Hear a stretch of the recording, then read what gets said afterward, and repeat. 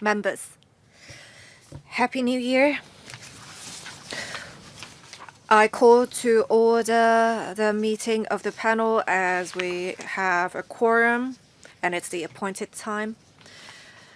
The first agenda item is information paper issued since the last meeting. Since the last meeting, the Secretariat issued an information paper for members' reference. It is a consultation paper on legislative amendments for facilitating digitalisation of business-to-business trade documents in Hong Kong provided by the administration. The second agenda item is items for discussion at the next meeting.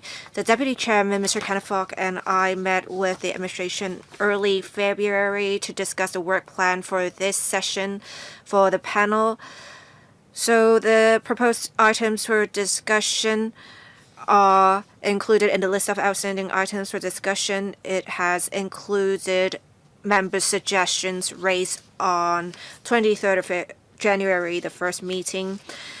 The next regular meeting will be held at 2:30 p.m. on 17th of March, Tuesday. The administration proposes to discuss the three following items. 1. Promotion of inward investment and a staffing proposal of Invest Hong Kong. 2. Support measures for SMEs. 3. Enhancement measures under the dedicated fund on branding, upgrading, and domestic sales bud fund. The administration proposes to discuss jointly items 2 and 3. Do members have any comments on the proposal of the administration? If not, let's move on to the next agenda item. Proposal for the creation of a permanent directorate post in the newly established Economic and Trade Office in Kuala Lumpur. Let's invite representatives of the administration to come inside the conference room. Members who want to speak, please press the request to speak button.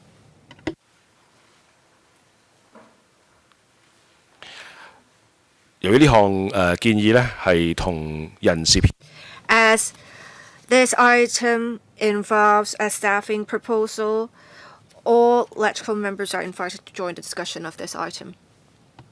好，首先歡迎邱應華局長同佢哋嘅 Welcome, Secretary Mr. Algernon Yao and the team. I will now give the floor to Mr. Algernon Yao for his presentation. Due to time constraints, please be brief, Secretary. Thank you, Chair. The paper briefs members on the measures implemented relating to the Chief Executive's 2025 policy address. We have set up an ETO in Kuala Lumpur to deepen ties with ASEAN and neighboring Asian countries. We want to receive support of panel members to create a permanent position to be the head of the Kuala Lumpur ETO. Right now, the SAR government has 15 ETOs covering major trading and investment partners of the city. As official bodies in the different places of Hong Kong, ETOs work on bilateral relations as well as promoting trading and investment, as well as handling communication and exchanges with the different regions and telling good stories of the HKSAR.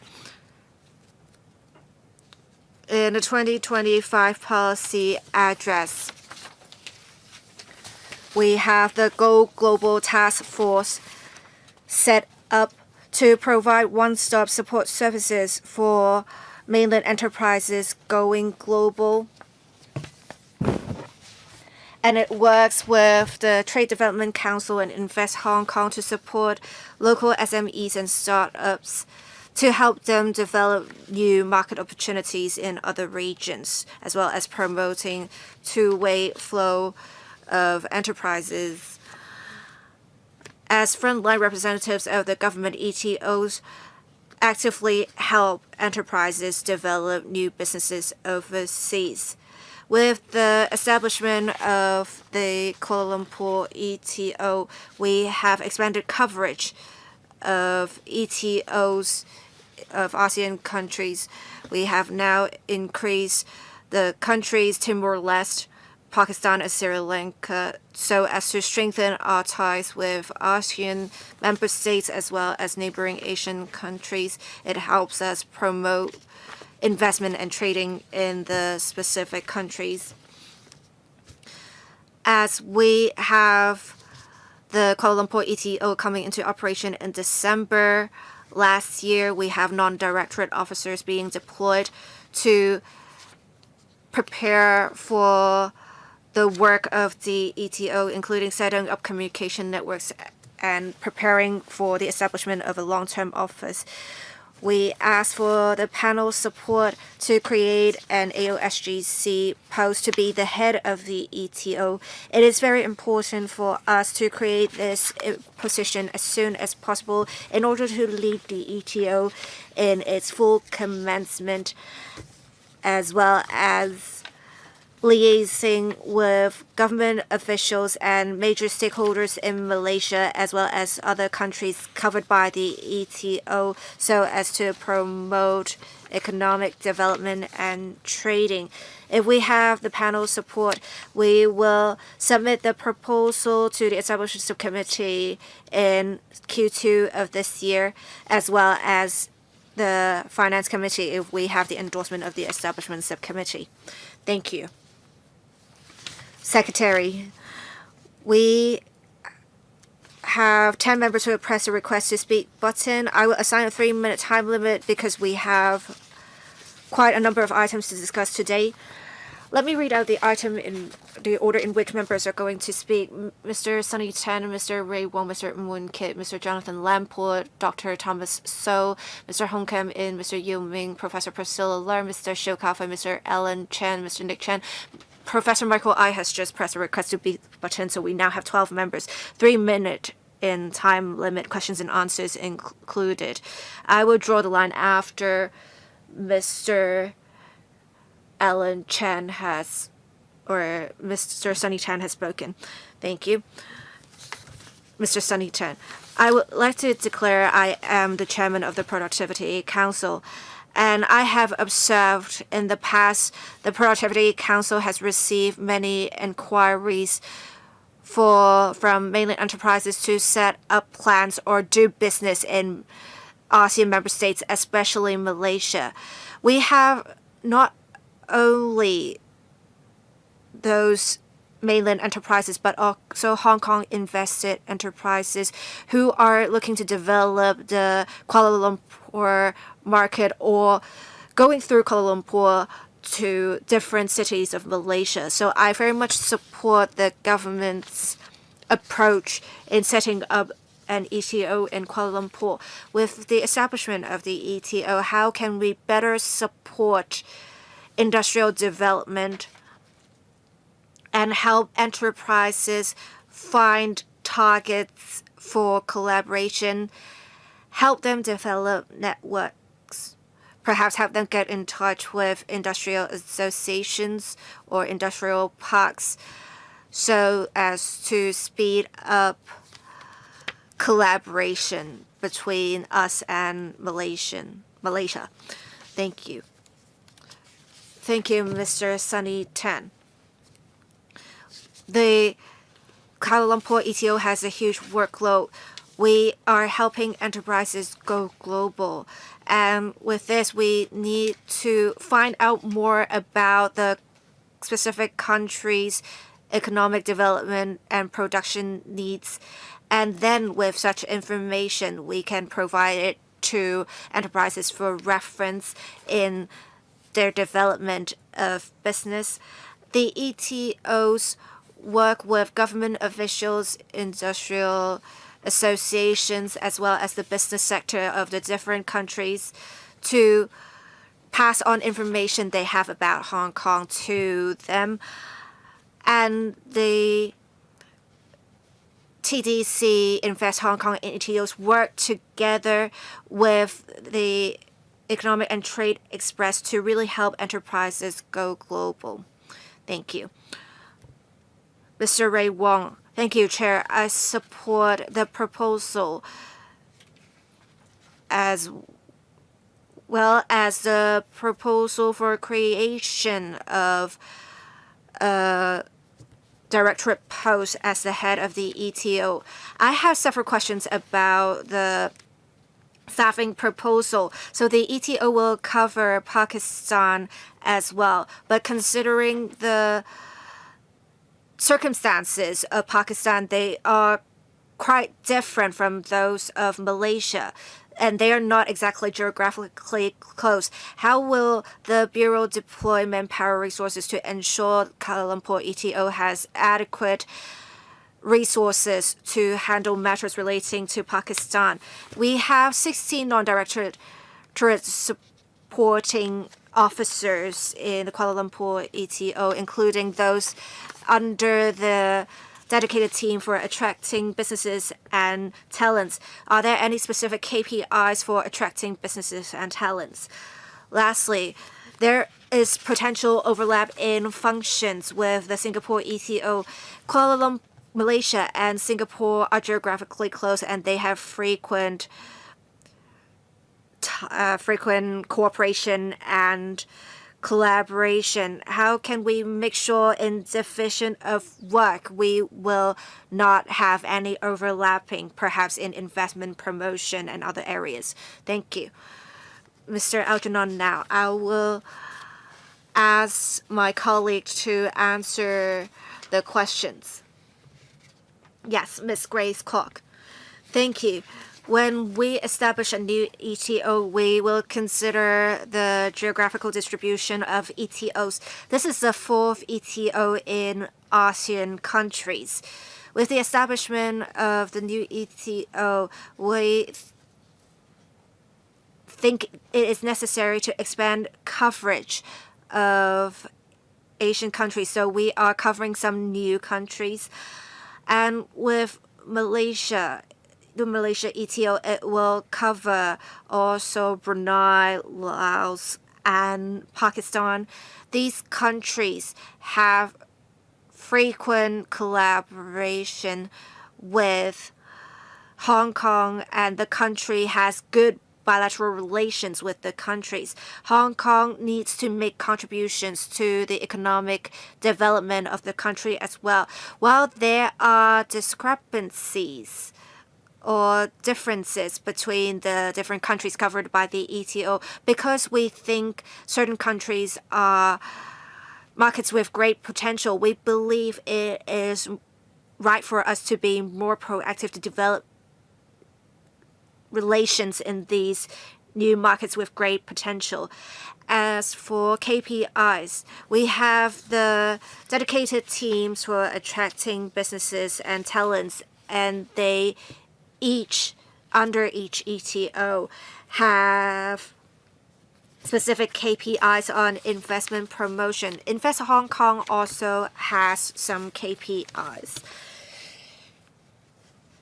As for the division of work between the Kuala Lumpur ETO and Singapore ETO, right now we have 11 ASEAN member states, 4 ETOs, and they have different scope of work. As you may remember, at the beginning, we only have the Singapore ETO handling matters related to the ASEAN. As we have more frequent business dealings with ASEAN member states are our second biggest trading partner. We believe it is needed to have more ETOs handle matters related to ASEAN countries, and there is inter-ETO coordination. There's also coordination with Trade and Development Council as well as Invest Hong Kong, so that they can work together to help Hong Kong build ties with ASEAN member states. Next, Mr. Ng Kit. Thank you, Chairman. I support the creation of the post at the newly established ETO in Kuala Lumpur. As mentioned by other members, we have 4 ETOs in the ASEAN. I hope that the Secretary can clarify the mechanism that you have. Do we have any task force cross or interdepartmental cross task force to coordinate their works in the ASEAN countries? On enhancing the efficiency of Hong Kong joining the RECP, RCEP, with the ETO, can we join it sooner? Can you elaborate on the effectiveness of having this ETO? Can it expedite our joining of RCEP? Thank you. Secretary. The ETO is under CEDB. We have a number of ETO in the ASEAN countries. They are under the purview of CEDB. The ETOs in Thailand, in Singapore, in Kuala Lumpur.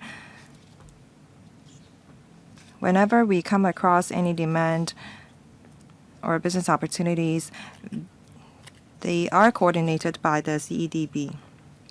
There is exchanges between or among the 4 ETOs in the ASEAN countries.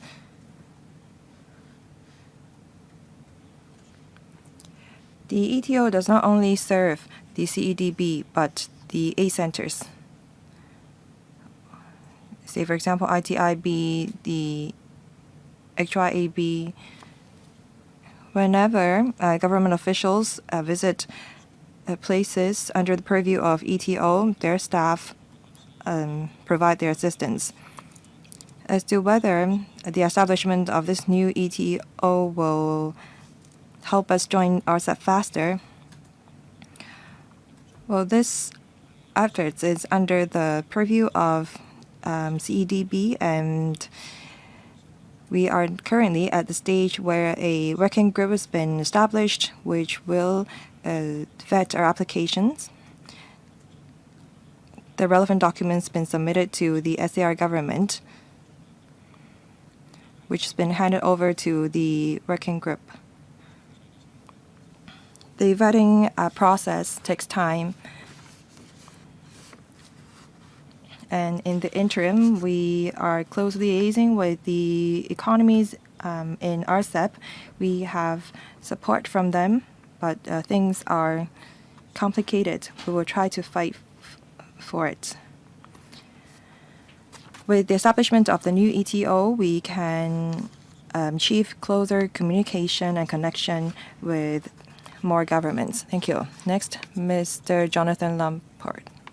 Thank you, Chairman. Thank you for allowing me to put my questions here. ETO is very important to the business sector. I led a delegation to visit to many ASEAN countries, and I've worked with many ETOs. I support the establishment of an ETO in Kuala Lumpur, but the business sector has some questions.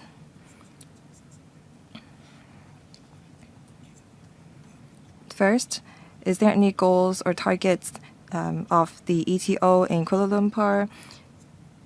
How will the ETO get in touch with the business sector in the Kuala Lumpur so that business or investment can be attracted to Hong Kong? Is there any KPI so that the business sector in Hong Kong know what the ETO will achieve? Second, I know that the bilateral trade amount to some $200 billion between Hong Kong and India. I wonder if there will be an ETO in India and if there will be an ETO in the Middle East. Thank you. Secretary, let me repeat. The Invest Hong Kong does have some KPI for the ETO. We have a work plan for all of the ETOs. but they're just about figures. More importantly, we want the ETO to be able to achieve actual results, such as attracting investments or business to Hong Kong. This is a concerted effort among the Invest Hong Kong, the many different chambers of commerce, and the TDC. This year, we will work on supporting mainland enterprises to go global.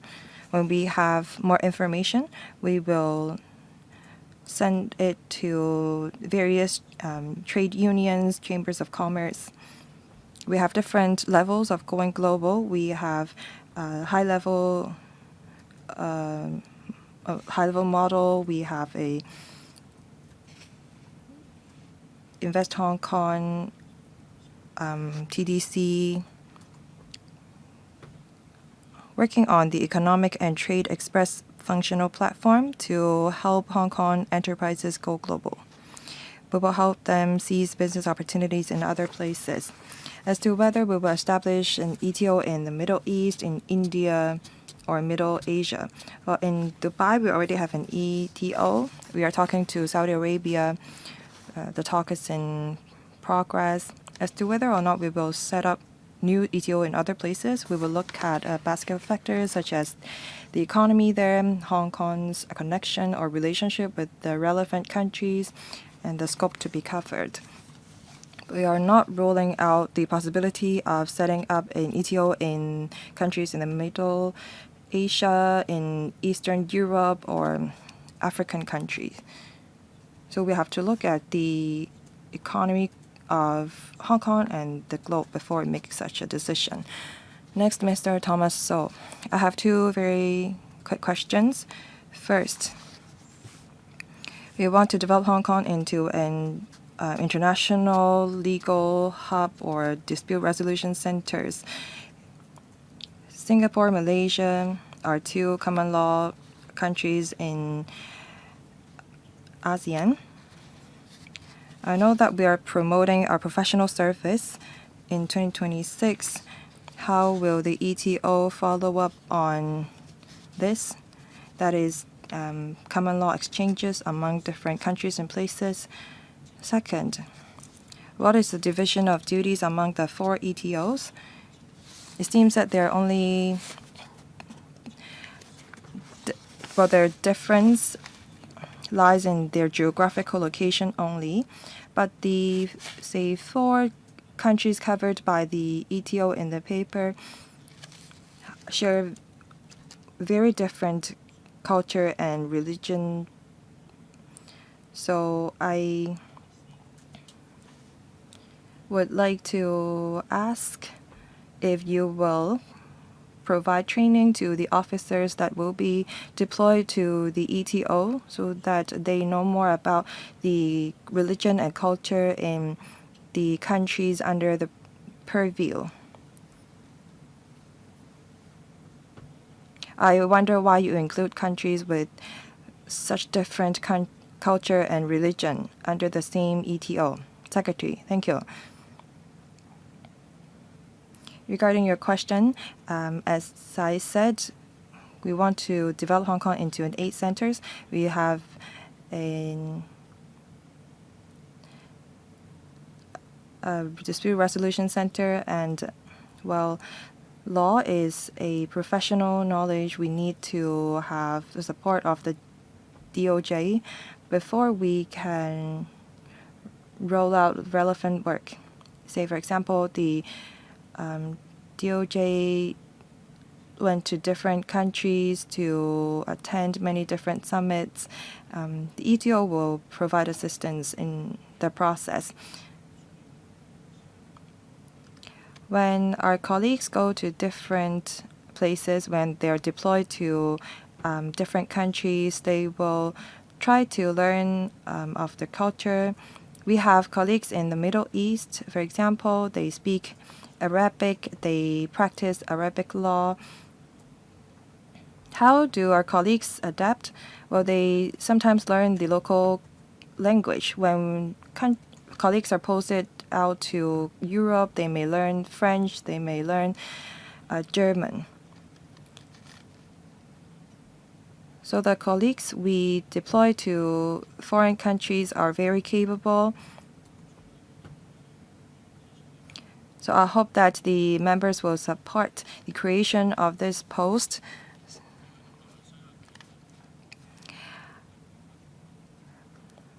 In Malaysia, there are many different religions. We all have many Chinese people there.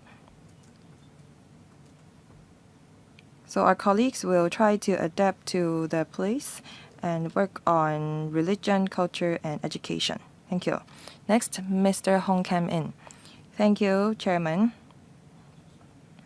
I support the establishment of a new ETO in Kuala Lumpur. This helps expand our international network and promote the development of an international trade center in Hong Kong. I have a few questions. I wonder if the administration has considered the security and geopolitical environment in Malaysia. When we come across problems, do we have a plan? Do we have a KPI for this Directorate post? Third, we're having more and more ETOs, and there may be duplication of resources. And sometimes different ETOs may have to coordinate and work together.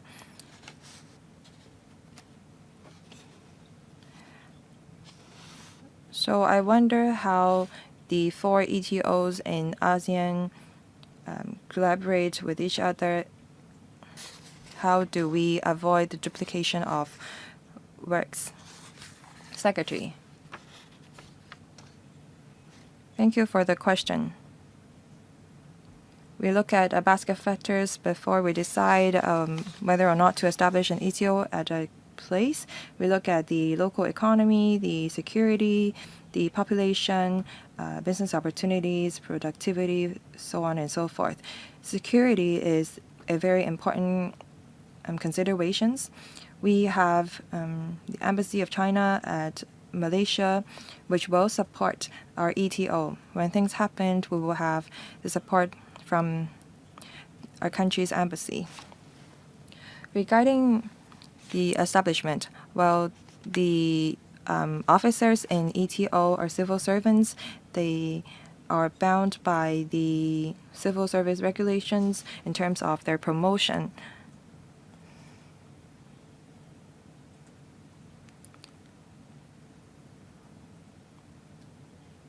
Mr. Yu Ming, what about the question on the duplication of work? As I've explained, the CEDB will coordinate the work of all ETO. The Indonesian, Singapore, Korean ETOs will work with the ones in Malaysia and Thailand. We have 11 ASEAN countries, and we have 4 ETOs. They are in close communication. We don't have ETO in Vietnam. We don't have one in Cambodia or Laos. So how do we obtain information of those places?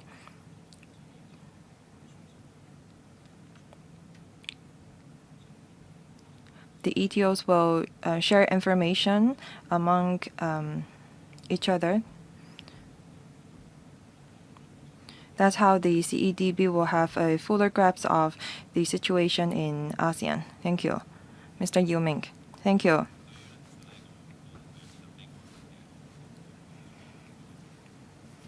I support the establishment of this new ETO because it can help Hong Kong develop in more places and seize better opportunities. The cost of establishing this post is $2.4 million. For the rest of the non-directorate post, it costs some $5.5 million. So how do we achieve value for our money? Apart from the team for attracting businesses and talents. We also have other staff. We need to support SMEs in going global.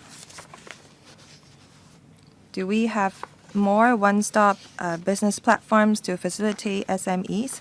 In the last year's policy address, it is said that we're going to have this task force on supporting mainland enterprises and going global.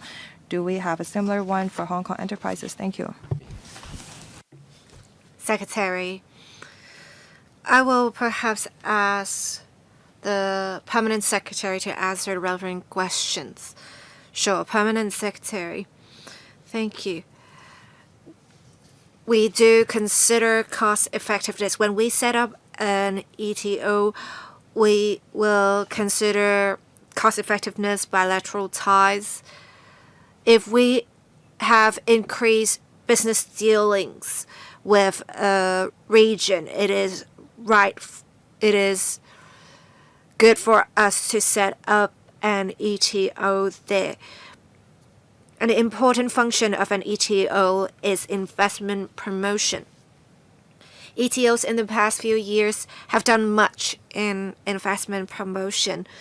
They would get in touch with business sector of the region's top-notch enterprises, and working alongside Invest Hong Kong, they will bring the enterprises to Hong Kong. And we have achieved remarkable results so far. In future, we will do more in helping local SMEs develop overseas markets. Before, we had mostly enterprises of scale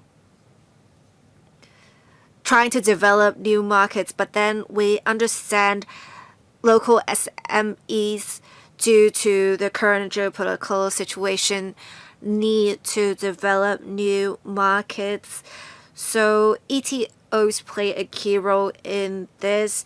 They have the dedicated teams for attracting businesses and talents.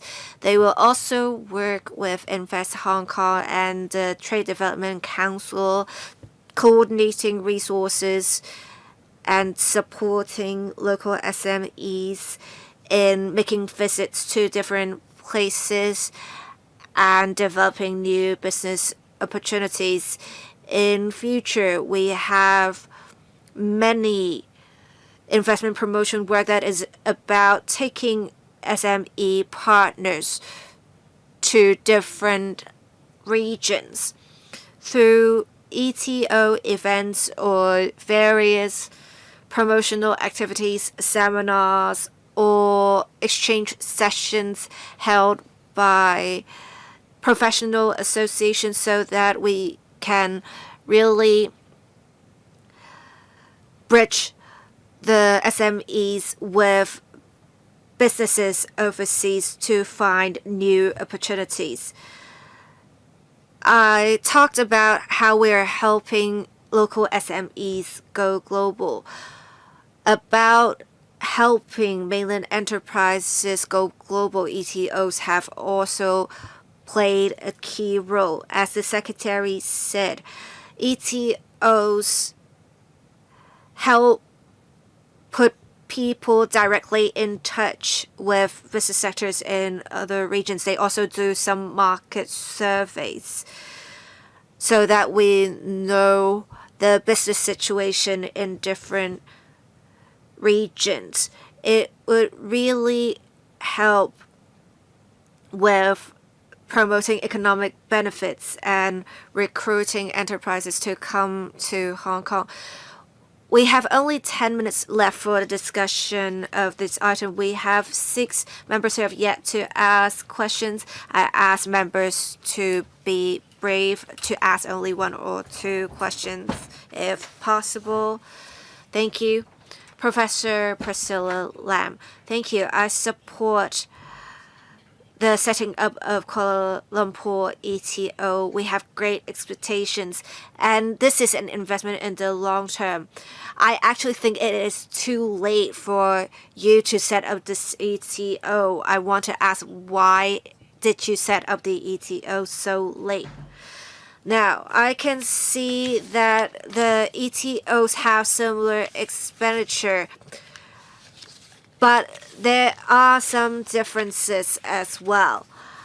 How do you make assessments as to how much the expenditure should be? Is it based on the workload? I believe some, such as Toronto and some other ETOs, will have more events held, so perhaps there has to be greater expense. I want to ask how you reach the different estimates. Thank you. Permanent Secretary, when we set up the ETOs, we have generally a similar establishment right now. We would have 5 officers. We would have the head. We would have, that is the administrative officer. They will be supported by 4 non-directorate posts. We have some from the administrative officer grade, information officer grade. Well, I understand what the situation is, but you have different establishments for different ETOs. Some have operational expenses over $30 million. Some have less than $30 million. I want to ask why you have such figures. This is a very simple question. I just think we have to refer to the standard of living in different places. There are some places that have a higher cost of living, but for some places in Southeast Asia, we have a lower cost of living. Chair, I have a very short follow-up. I support the proposal to establish an ETO. I think we should establish more ETOs. This is an investment. I think in future it will generate great benefits. Thank you. Mr. Shilkafai. Thank you, Chair.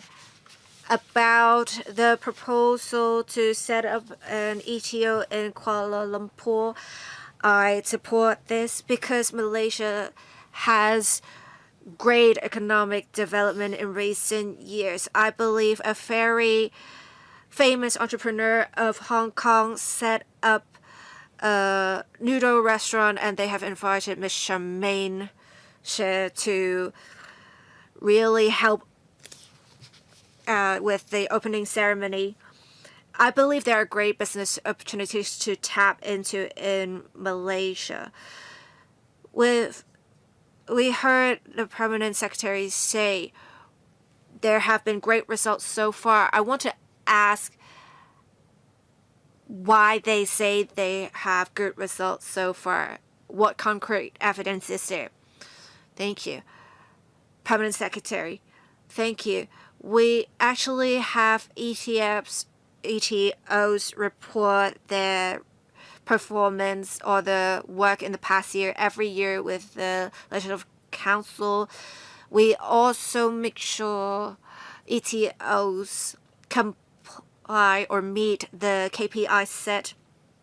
We have KPIs set for events held. We also have some KPIs set for public relations. We also have a category KPIs set for, say, specific trade agreements to be signed and or discussed. We attach great importance to the meeting of the KPIs, and so far every year we have seen the KPIs set. Thank you, Chair. I have some questions. For the KPIs for liaison, are there specific KPIs for how many companies they have got in contact with, and the companies have done a certain number of transactions with companies in Hong Kong? Do we have such figures? Every year, the controlling officer's report has specific KPIs and the figures relating to these targets. For example, for Invest Hong Kong, every year they will publish figures on how many enterprises they have brought to Hong Kong. With different reports, we can obtain information on the performance of ETOs. All right, so for Invest Hong Kong, we can see how many companies have been brought to Hong Kong, and ETO would also have some figures. I think it's good. Can you please provide such figures if you can? Thank you. Yeah, I believe the 3 units work together. Right, Mr. Alan Chen? Thank you.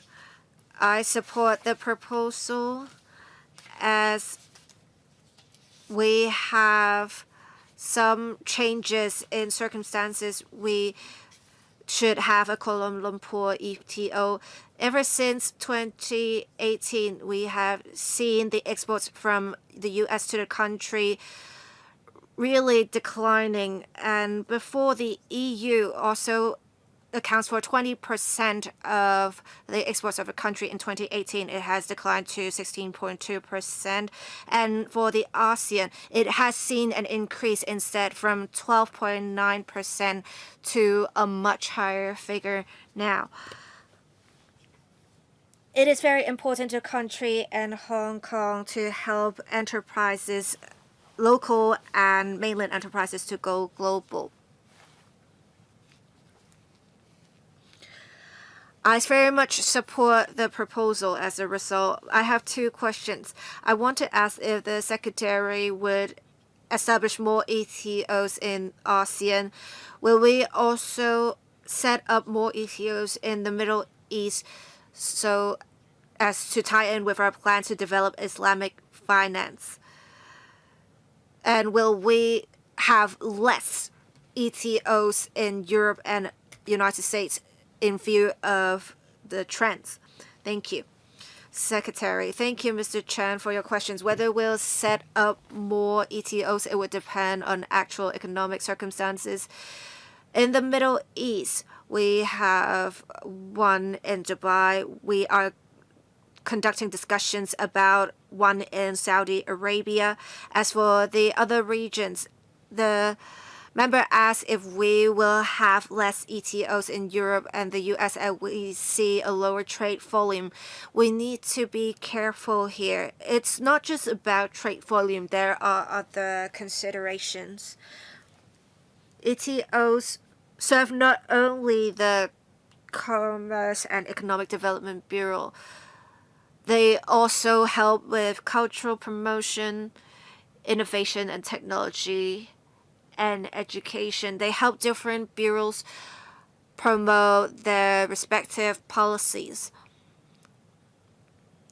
With ETOs on service, it may just be about generating economic benefits, but then some benefits cannot be quantified. For example, the promotion of culture, telling good stories of Hong Kong. These are very important as well. So whether we will have less ETOs, we need to really be careful with that. Thank you, Mr. Nick Chen. Thank you. I thank the Secretary for helping us with developing new markets with great potential. I've seen we have started preparatory work for the establishment of the Kuala Lumpur ETO. I actually saw from the news the Secretary went there as well for preparations.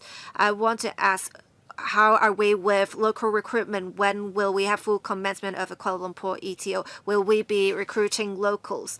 Thank you, Mr. Nick Chen. I went to a Kuala Lumpur luncheon for Chinese New Year. It was very well received, and we are doing some internal procedures. We are dealing with some issues, for example, rent and contracts. We are recruiting employees, we will recruit locals to join the ETO. We also have some Hong Kong-based officers deployed. Some have already arrived in the location. We are recruiting locals, as I said earlier. We do want to recruit locals to help Hong Kong-based officers do the work of the ETO. The Chinese New Year luncheon allowed us to hear from the business sector. They very much welcome the setting up of the ETO. We have great Chinese culture in Malaysia, and we believe the setting up of an ETO will also help Malaysia by helping Malaysian enterprises know more about investment opportunities in Hong Kong and help Hong Kong enterprises go there. Thank you. Mr. Michael Ngai, thank you. Good afternoon. I support the establishment of the new ETO. This is in line with our long-term development goals. I've been investing in Malaysia for years, together with Indonesia, Singapore, Chinese mainland, Europe. We've been having collaboration. Malaysia, despite being an Islamic country, is open and free. Many members talked about a KPI. I'd like to ask if we should establish a single KPI for all of the 4 ETOs in ASEAN, because I want to see 1 + 1 equaling more than 3. Thank you. Secretary.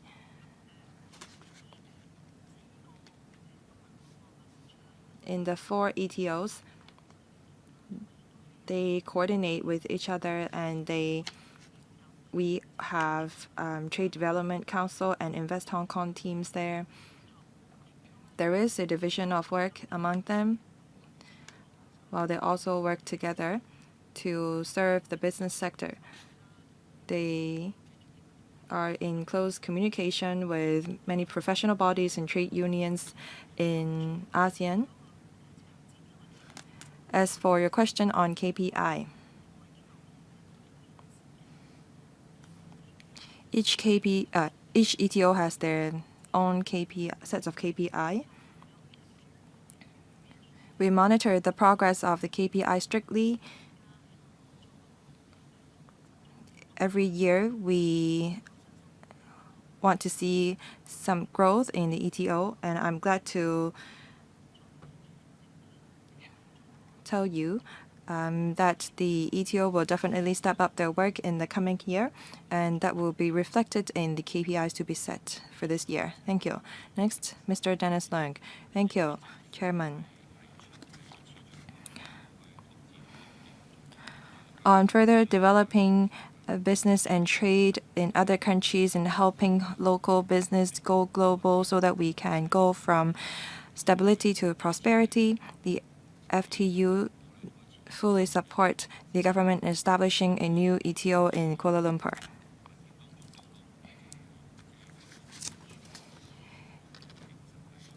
According to the paper, we are not just establishing a new ETO. We are including 3 new countries under the purview of the ETO, including Brunei, Laos, and Pakistan. However, in Jakarta, Singapore, and Bangkok, we have ETOs. The countries under the purview are rather close to each other, but Pakistan, which is under the purview of the Kuala Lumpur ETO, is rather far away from the rest of the 3 countries under its purview. So what is our goal for the 3 countries under the purview of this ETO? How can our collaboration with them promote our economic development, and how can we support Pakistan? Secretary. Thank you. I've touched on it earlier. When we decide on whether or not to establish a new ETO, we look at the entire ASEAN territory. We look at places where we want to reinforce collaboration with and places with potential. We consider the locations of the existing ETO before we decide on where we should set up the next. We also consider the frequency of the flights and the ease of heading to the country before we decide on the location of a new ETO. As for our trade relationship with Pakistan, but we understand that there are many trade unions there. There are many businessmen that have business connection with Hong Kong business. And I believe that the ETO in Kuala Lumpur will keep in close communication with the business sector in Pakistan. We will look for opportunities in Pakistan. Thank you. Chairman, I have one more question. On top of the efforts of the government, we have many SMEs in Hong Kong. I wonder if the government will step up collaboration with our SMEs. Secretary, thank you. We will definitely step up communication with the, Hong Kong's SMEs and trade unions. Because of geopolitical reasons, we need to explore new markets. We are including this Timor-Leste, Sri Lanka, and Pakistan in the countries that are covered by the ETO. That's because we want to explore new markets for our local business, and at the same time, we want to bring businesses in those countries to Hong Kong. Currently, we're talking to countries in Middle Asia and Eastern Europe, as well as African countries. We want to step up trade connection with them so that we can continue to expand our network. 13 members have spoken on this item. I think we all support this item. The government will be submitting this proposal to the PWSC and FC for their endorsement and approval.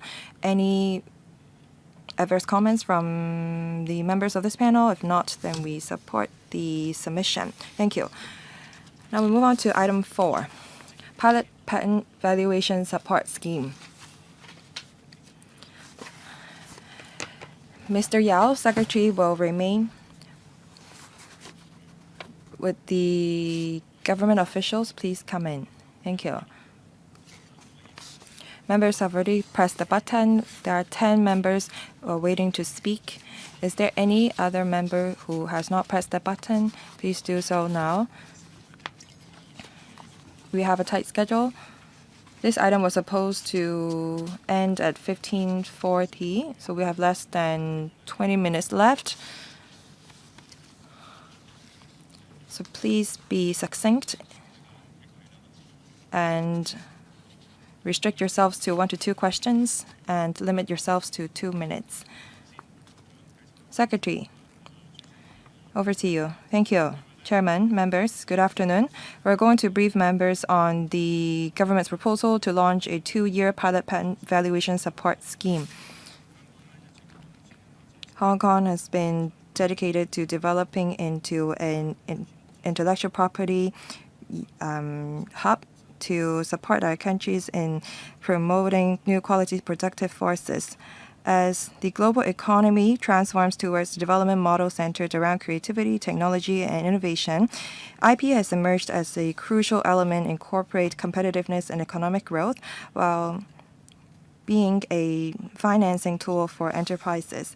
As an international trade and finance center, we have the conditions to develop IP trade and IP financing to support SMEs in unleashing the value of IP and to cope with the difficulties in IP financing. We propose to establish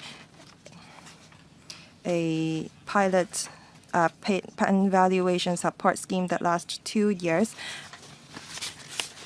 amounting to $16 million. We will work with Hong Kong TISC, Hong Kong Technology and Innovation Support Center. It is in full operations since 2025. It offers quality IP information and services to local startups and SMEs. The pilot scheme will adopt a matching grant model of 1-to-1 between government and eligible local SME and provide each enterprise of an approved application with a one-off funding capped at $80,000 to support them in commissioning qualified service providers to conduct quantitative valuation of their patents and other IP assets. This is how we can offer them useful data for IP financing. The funding will be granted on a reimbursement basis. We will adopt,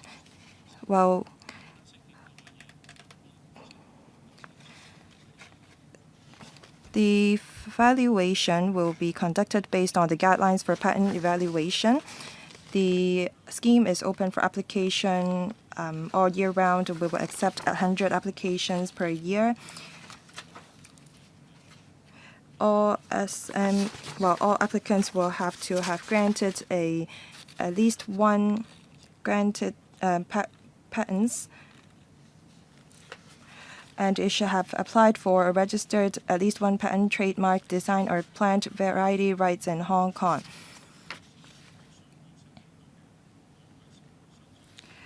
We will give priority to applicants with Hong Kong original grant patents. For the rest, it will accord it to different enterprises. With the valuation, it will help enterprises explore new markets and assist financial institutions and investors in their understanding of the quality and value of IP and provide a solid foundation for commercial and financial decisions in IP financing. And it will instill in confidence the financial institutions in the value of the IP and so that they can establish partnerships with the institutions. And this will consolidate our status as an international IP trading center, international I&T center, and international financial center. I hope that members will support the establishment of the pilot scheme. We will act in accordance with the briefing mechanism to obtain support from the government. Thank you. I'll read out the names of the members who have pressed the button. Mr. Sunny Tang, Mr. Ray Wong, Mr. William Wong, Mr. Michael Ngai, Mr. Tommy Chong, Mr. Nick Chan, Mr. Hong Kamin, Mr. Nanstan, Mr. Andrew Yao, and Mr. Alan Chan. Mr. Sunny Tang, thank you. I have to declare interest. I am a chairman of the Hong Kong Productivity Council. I support the pilot scheme. I have a question regarding paragraph 10.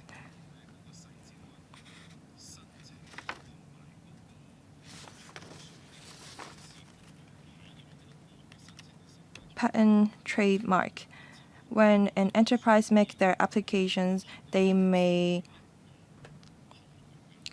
project may comprise different trademarks or patents. So at the same time, so a single applicant may need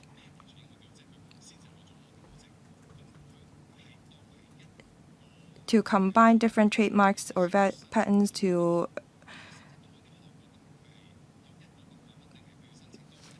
go for valuation. So, if a application contains more than one patent or trademark, will that be treated as a single application or multiple application? I'd like to ask Mr. Andy Lam to take the question, the Deputy Secretary. Thank you. We look at the applications on a portfolio basis. So when a company files their application, their valuation can comprise a basket of IP. In other words, usually patent will include a trademark and that is what makes the valuation more comprehensive. The $80,000 is granted on a portfolio basis. We will not look at individual patent or trademark separately. If the portfolio is larger, then the cost of valuation may be higher. We have made reference to the market price of valuation before we set the $80,000 cap. The cost on the market is approximately $60,000 to $100,000. We hope that with the $80,000 we can help SMEs. Thank you. 委員。 Next, Mr. Ray Wong. Thank you, Chair. The industrial sector supports this pilot scheme. It is very important to have cash flow, and this scheme will help with financing. It has also responded to the calls of the BPA. I have two suggestions. I believe paragraph 14 mentioned the qualitative patent evaluation service provided by the TISC is based on the national guidelines. Since we are already making use of the guidelines, we should try to, as much as possible, make use of national standards. And I believe if we can have that in the evaluation report, it will really help enterprises go global.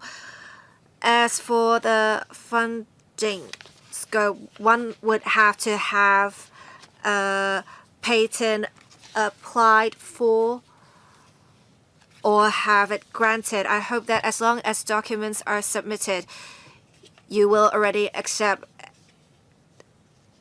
an application from the relevant company. I hope that the Bureau can relax the relevant restriction. Thank you. Deputy Secretary.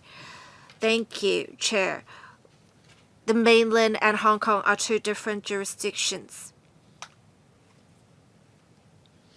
Hong Kong and the mainland have different IP registration regimes. We are working with the mainland to expedite the processing of applications, and we already have arrangements where Hong Kong applicants, when they apply for patents in the mainland, they will have priority processing. We will continue to work with the mainland authority on this. Right now, we want to focus our resources on companies that already have patents granted. We have many enterprises in Hong Kong that have received patents over the past years. And if they are already granted with patents, it means the patents already met the different requirements for patents, for example, being innovative enough, so that with this, we already know the patents meet certain assets requirements that they are protected by patents. So we believe it is a better use of our resources. Thank you. Professor William Wong. Thank you, Chair. I very much support the proposal. I have 3 questions. This scheme is going to be handled by the TISC. But then with IP, it's not just about patents. It also involves trademarks and copyrights. Thus, the ITSC has relevant experience.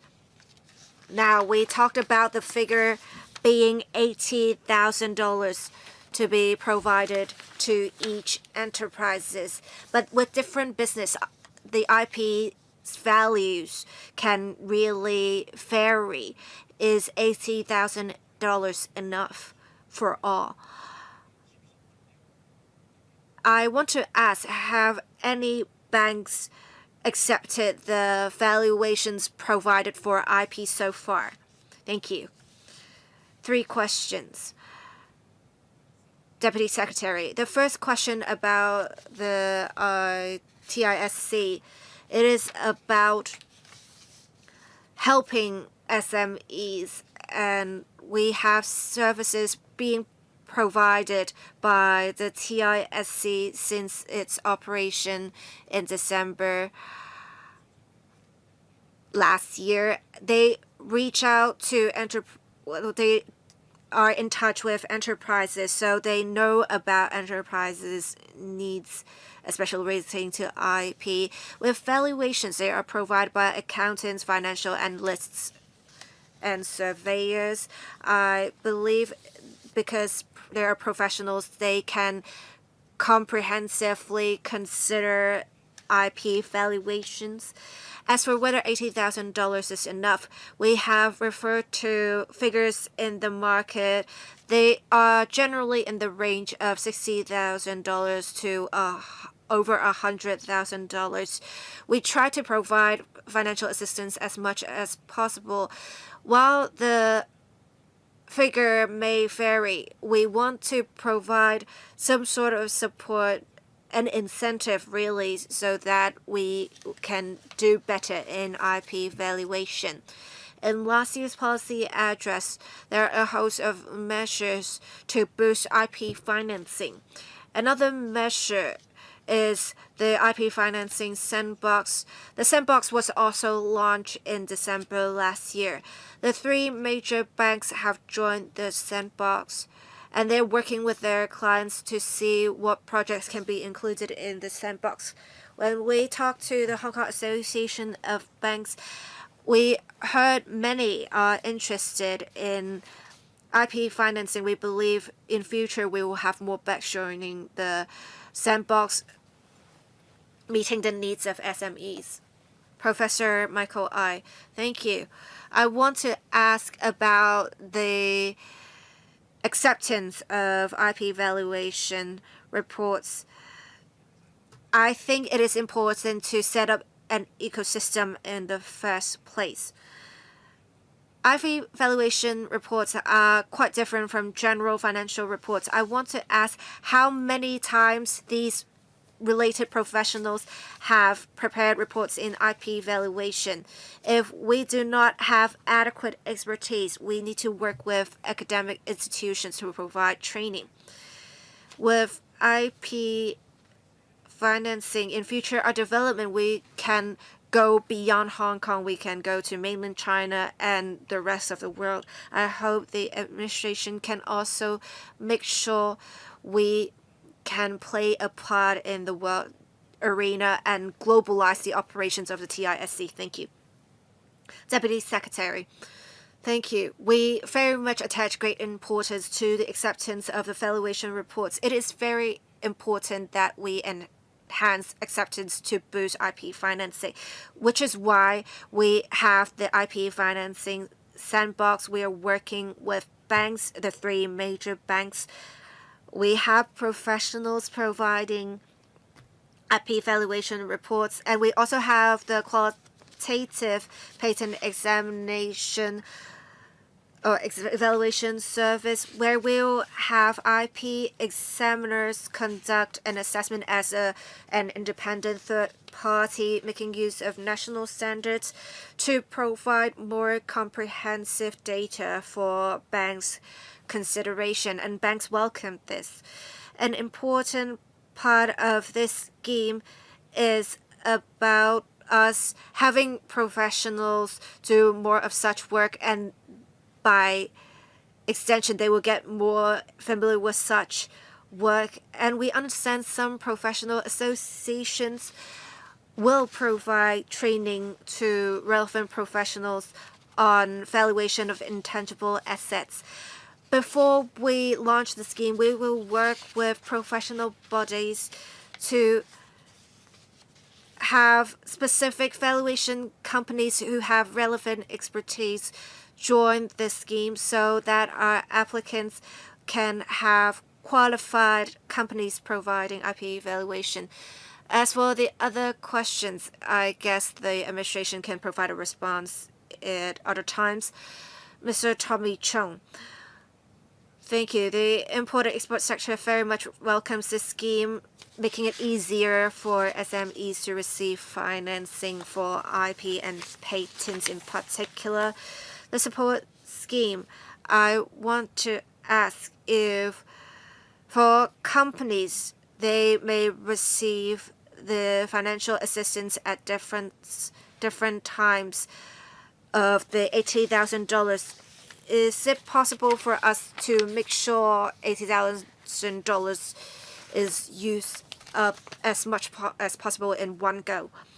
Many banks and financial institutions, according to the Deputy Secretary, welcomes the use of IP or patents in particular as collateral. Can we perhaps help SMEs to proactively reach out to banks so that they can receive even better support? Thank you. Secretary, this is a pilot scheme. I think we need to accumulate some experience to see what we can do better to help SMEs.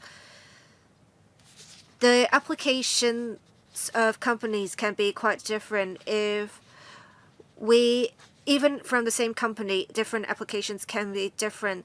So I think it is better not to group the applications, and we're piloting the arrangements to see if we can enhance the arrangements to help companies apply for relevant financial assistance.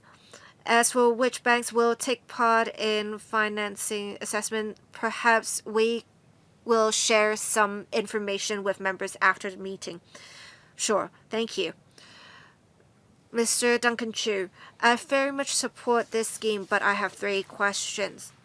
One, for the TISC.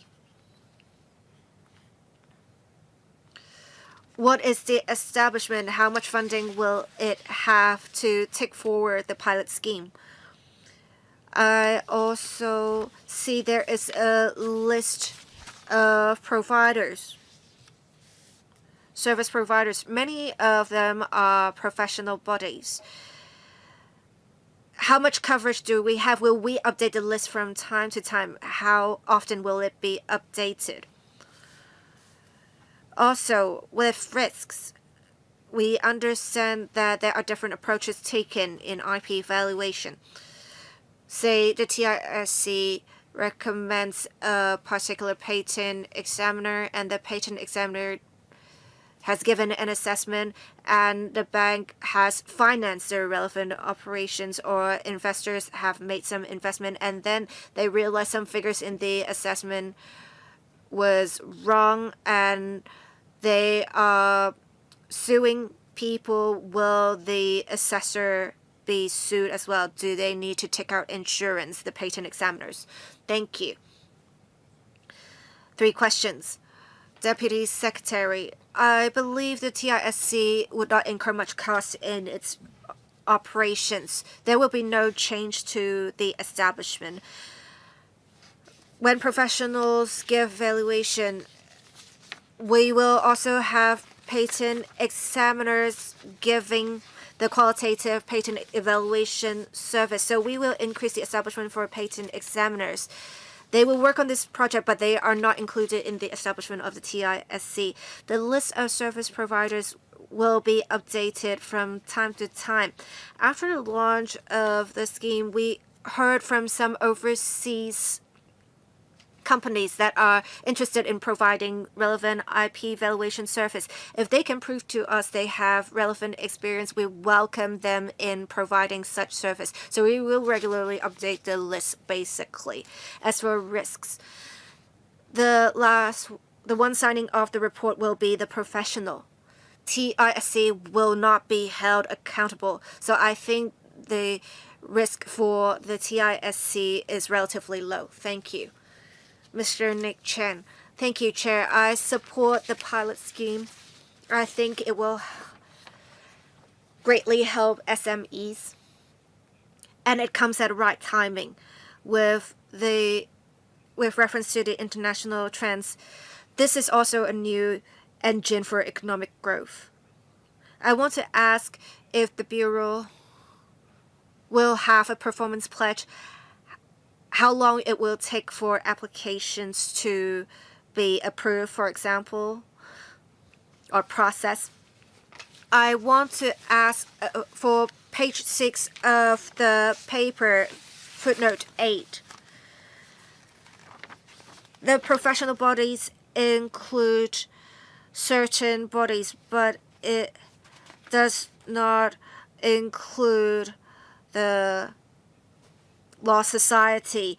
And in paragraph 13, you talked about some basic assessment methods and making use of law. I think lawyers can really play a key role in this. Will you include the law society? Well, thank you, Secretary. I will let Deputy Secretary answer the relevant questions. Thank you. Let me answer the question on the timetable. The Intellectual Property Department will assist the enterprises in preparing the quantitative report. After the applicants have submitted all the relevant documents, hopefully within 15 working days, we can complete the entire vetting process. 15 days, okay. Next, Mr. Hong Kamin. Thank you, Chairman. I support the pilot patent valuation support scheme because that will help us transform into a regional IP trading center. It is said that the qualitative evaluation is done by the IPD's patent examinations. However, examiners. However, the report is just for reference. And the secretary said that the report is for reference of the financial institution in their financing. I wonder if we can upgrade the report to one with legal status. And I wonder if the administration can talk to the Hong Kong MA or banks so that they can sign a memorandum of understanding together such that the report will be accepted by them. It is said in the report that we want to enhance the confidence of financial institutions in IP by having this scheme or preparing these reports. Can you set up KPI on how much confidence can be raised among financial institutions and SMEs? Secretary, thank you. We'll look into your suggestions regarding KPI, as this is just a pilot scheme. Perhaps at the end of the pilot scheme, we will review whether or not we should establish some sort of KPI. But that's the next step. Thank you. Next, Mr. Andrew Yao. Sorry, Mr. Dennis Lang. Chairman, this scheme will facilitate the commercialization of IP and promote creativity and innovation in Hong Kong. The FTU definitely support the scheme. However, the Hong Kong TISC is under the Hong Kong Productivity Council, and it is a corporation recognized by the CNIPA, and the Hong Kong PC will serve as the secretariat, and the TISC is also working with the IPD. So what are the roles of these organizations? How can we better utilize resources effectively? I hope that the secretary will elaborate on the funding cap of $80,000. How can we avoid applicants exaggerating their costs so that we can make the best use of our resources? I know that there is a cap. So does that mean that if we have more than 100 applicants per year, we will have to reject some of them? Thank you. Secretary, let me talk about the role of TISC. We have over 200 TISC in our country.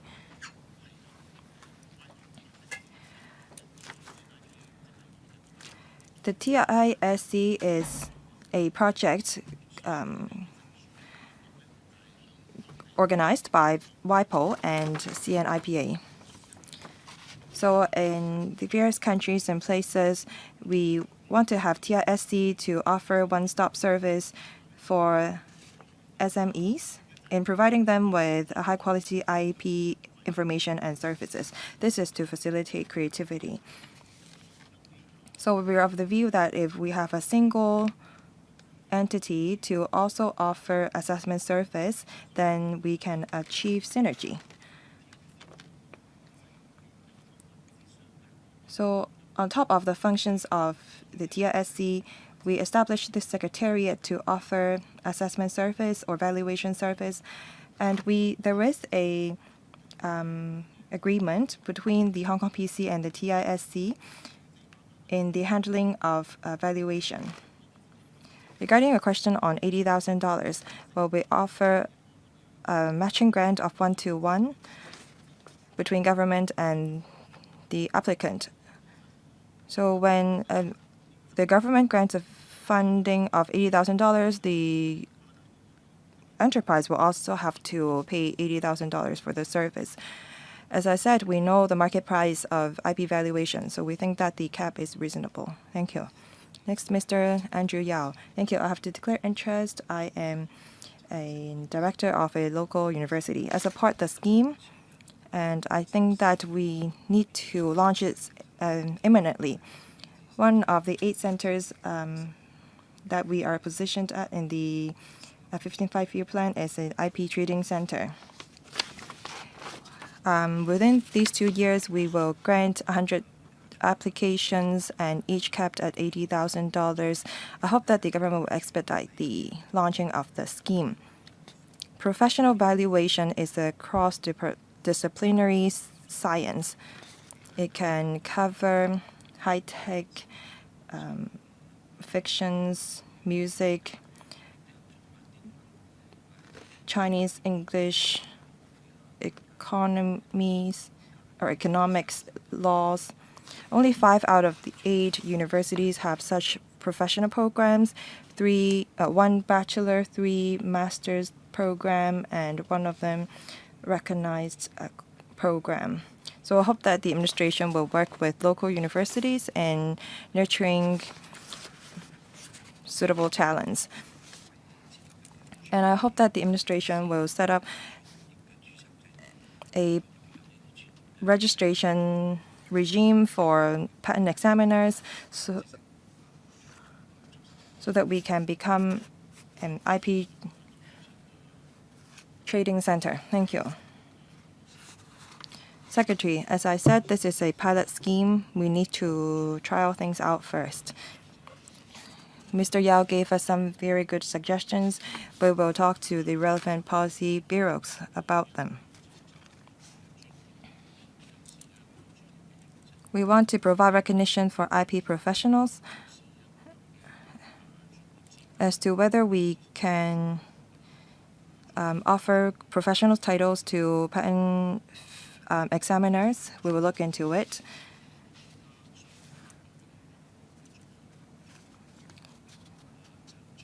Mr.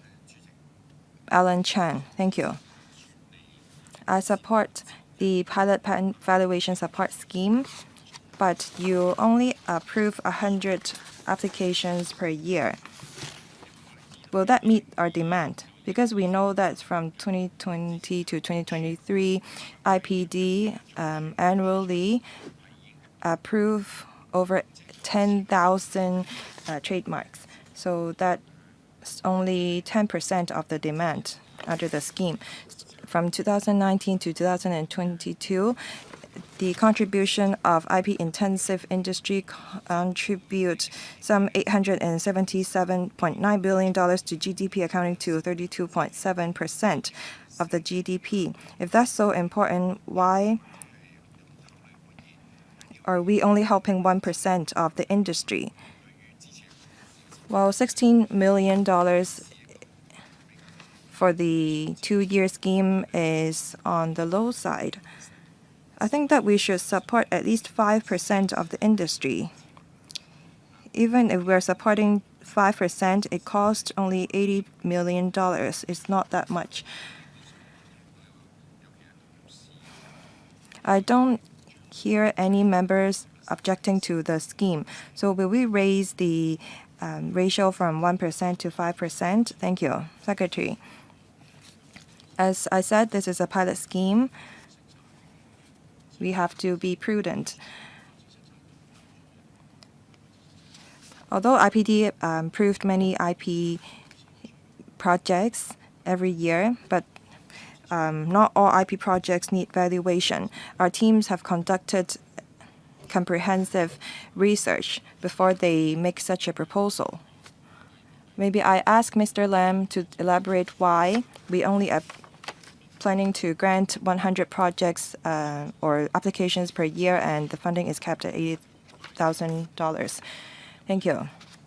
Let me explain the 100 figures. As I said, well, as the member said, we receive 10,000 patent applications per year, but we want to focus our support on SMEs. I believe that among the 10,000 applications, not all of them meet the criteria of the scheme. If they are large corporations, they don't have a need to obtain subsidy from the government.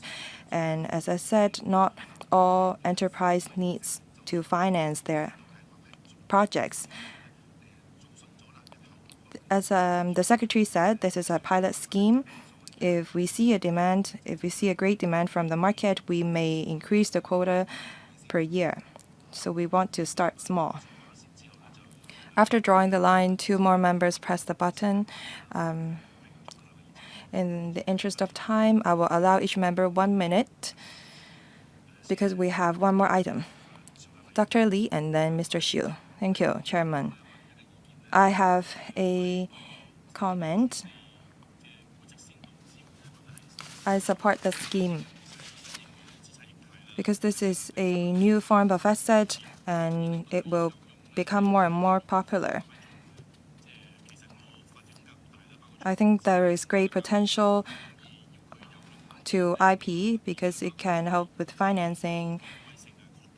We need, well, I understand that this pilot scheme targets just SMEs and this is a pilot scheme. But I hope that the government will look at the bigger picture. We can leverage this pilot scheme to create a bigger ecosystem. We can nurture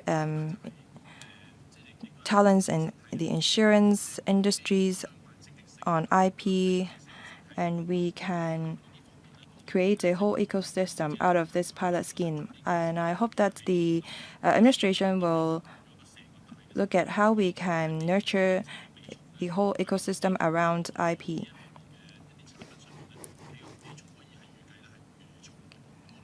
Because I believe that IP will become more and more important in the future. Thank you.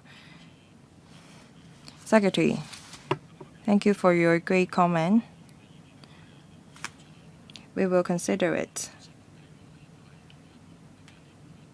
The goal of this scheme is to drive IP trading and its entire ecosystem. We will hopefully be able to improve the scheme. Mr. Shukafai, I support the scheme, and the funding is granted on a 1-to-1 basis, and the funding is capped at $80,000. And after evaluation, and it is found that the IP is valuable, then the enterprise will obtain financing. I think that is very useful. Previously, we have the tech vouchers, and that the funding was also granted on a 1-to-1 basis between the government and an IT corporation. However, it was the result was that some companies never make any payment, and it turned out that the government actually cover all the expenses. And sometimes the technology developed was never used. So how can we prevent the same from happening? Some enterprise may rely wholly on the government funding. And sometimes after evaluating their IP, they may not put it into use. We have to be careful. Thank you. We will look into your suggestion or comment. Thank you. Thank you for coming. Now we move on to the next item, that is the latest progress of the Innovation and Technology Fund and funding injection proposal. Would the government officials please come in?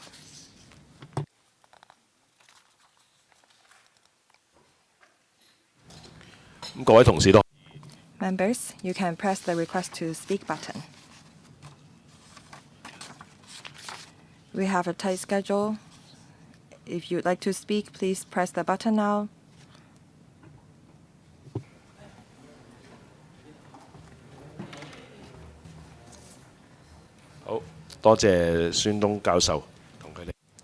Welcome, Professor Sandong and the team.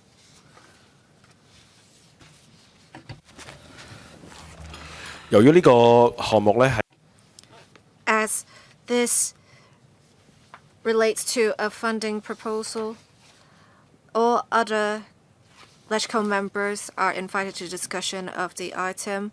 I also remind members that in accordance with Rule 83 of the Rules of Procedure,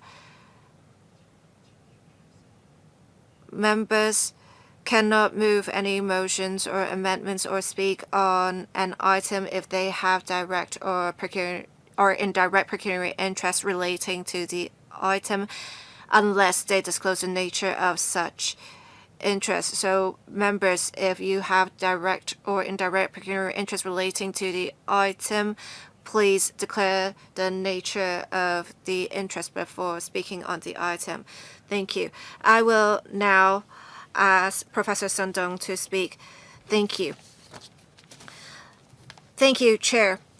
The Innovation and Technology Fund has been working hard to help enterprises upgrade to facilitate the long-term development of Hong Kong. We have seen the fund helping greatly with the development of innovation and technology in this city. I would like to brief members on the latest progress of the fund, and we ask for member support to inject another $4 billion into the fund to continue its operation. This is considering the balance of the fund and the cash flows needed for the coming year to support projects that have already received the support of the Council before. With the support of the fund, we have seen great developments in innovation technology in the city. The fund has been working hard to support development of new industrialization. We have the Manufacturing Plus scheme. We have also enhanced the new industrialization acceleration scheme, and we continue to implement the new industrialization subsidy scheme for the the new industrial scheme alone. It has supported the sector in providing additional value of 6.97% to 82.2%. It is 2.64% of the GDP.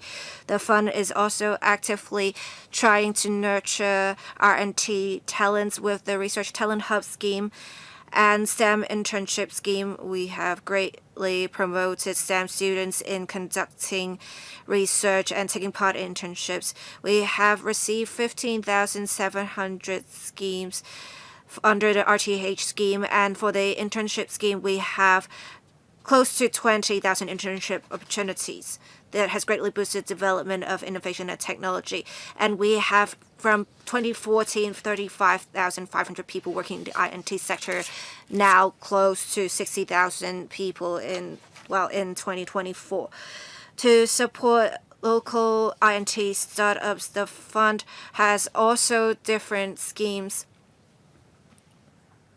supporting the enterprises. We also have accelerator basis to create favorable conditions for startups. With the support of the fund, we have seen local startups increase from 1,600 to 5,200 in 10 years, and those hired by the companies has increased greatly from 4,500 to 19,800 people. We have seen great developments in the I&T sector and said with the successful implementation of different projects under the fund, we have seen Hong Kong ranking top in different international rankings. Local universities have ranked high in international rankings in R&D, and the fund has helped greatly, especially in the citation rate, as well as the number of top scientists. In fact, in the World Digital Competitiveness Rankings of the IMD, Hong Kong has risen from 7th in 2024 to 4th in 2025. And in technology, we ranked 3rd.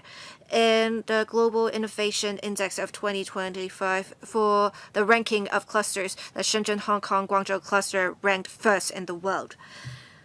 Recently, we have seen really good vibes in the I&T sector. We have a vibrant I&T ecosystem.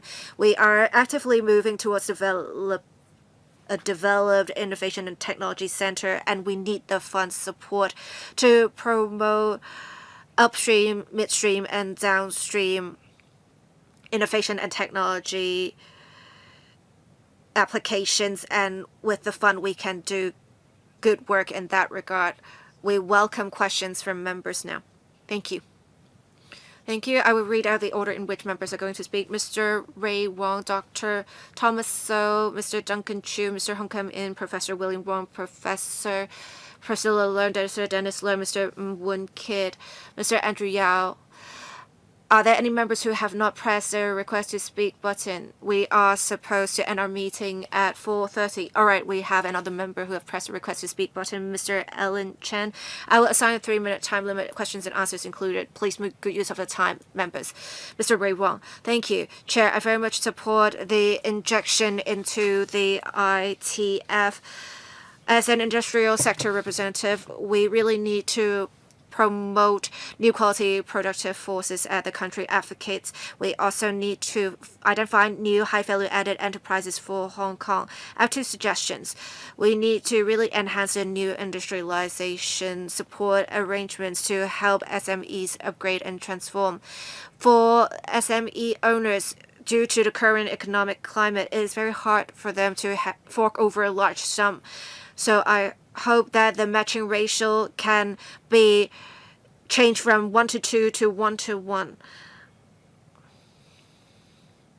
I also hope the government can try to, as much as possible, lower cash flow pressure of enterprises early on, so that is some sort of incentive for enterprises to invest more. I also want the government to enhance commercialization of R&D outcomes. I can see the government has put much effort in that so far. We need to make sure we need to go from 0 to 1, and we also need to make sure we commercialize this to profit from it. And we can see we have a very mature industrial chain for robotics in the mainland. We actually now have some factories doing the manufacturing for the firms in robotics, and we have strength in IP protection, and I think we can make good use of the ITF funding to help local R&D projects get in touch with the supply chain in the Greater Bay Area or the mainland in general, so that we can focus on upstream research and testing that will greatly reduce costs, and we can do R&D in Hong Kong, and we can work with the mainland to develop new quality productive forces. Secretary, thank you for your support. I believe the ITC will consider relevant suggestions of the member. As for the suggestion on matching from 1:2 to 1:1, it will really involve the use of significant public money. Even if we are to make changes, we need the Legislative Council's approval, but we will consider relevant suggestion. As for the realization of R&D outcomes, as Mr. Wong said, in the past 3 years, with the support of the government, we have shifted our approach before from focusing on upstream R&D to up, mid, and downstream. to promote exactly realization of R&D outcomes. We have different schemes, the schemes for startups as well as the acceleration scheme. We also have the industry-oriented fund. We also have the Race Plus scheme. We hope that in the near future for the different measures, we will see very good results. We hope to continue to have your support, Mr. Ray Wong. Thank you. Dr. Thomas So. Thank you. I would first need to declare I am a chairman of IBRAM. It helps NGOs with law tech. I am particularly concerned about the funding support. I would first like to express my support for the proposal. For the 13 schemes, one of them is about promoting the use of technology, the public sector trial scheme. And this is mainly about trialing applications in the public sector. And I believe 680 trials have been done. So do we have any examples about the applications that are already successfully applied in real life in other sectors? Apart from the public sector, we have different professional bodies in law, accountancy. The firms of small and medium size want to make use of technology to enhance their services to help mainland enterprises go global. Will the fund support these firms as well? Thank you. I will ask Mr. Lee to answer the relevant questions. Yes, Mr. Ivan Lee. Thank you. The public sector trial scheme supported 500 odd projects. We have mentioned some projects in the appendix. Let me give you some example. For example, the Center of Textiles. It has worked with the government departments, the FEHC and the police to provide support for their functions, for example, for their outfits. They have also helped the fencing and rowing teams of Hong Kong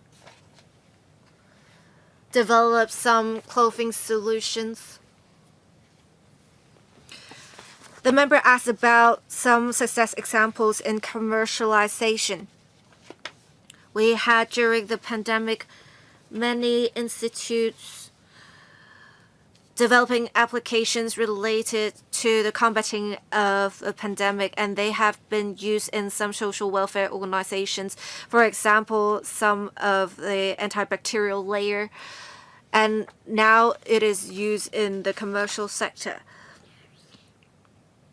With non-profit organizations, they can more flexible in their applications in general. Thank you.